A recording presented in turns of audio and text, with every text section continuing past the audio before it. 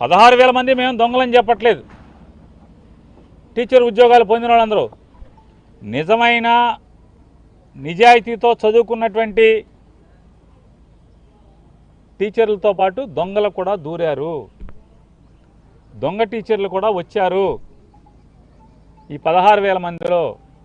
ఈ 16,000 మంది గుంపులో లోకేష్ చేత తొయ్యబడి, లోకేష్ చేత టోకెన్లు తీసుకోబడి ఈ 16,000 మందిలో దొంగ టీచర్లు కూడా వచ్చారు. దొంగతనంగా వచ్చిన వాళ్ళు, సర్టిఫికెట్లు లేకుండా వచ్చిన వాళ్ళు, చదువు లేకుండా వచ్చిన వాళ్ళు, అర్హతలు లేకుండా వచ్చిన వాళ్ళు మరి సమానంగా ఎట్లా అవుతారు? బాగా చదువుకుని కష్టపడి పేదరికాన్ని అధిగమించి ప్రతికూల పరిస్థితులను అధిగమించి డిగ్రీలు చదివి, బీఈడీలు చదివి, లేదా టీచర్ ట్రైనింగ్ కోర్సులు చదివి, మెరిట్లో చదివి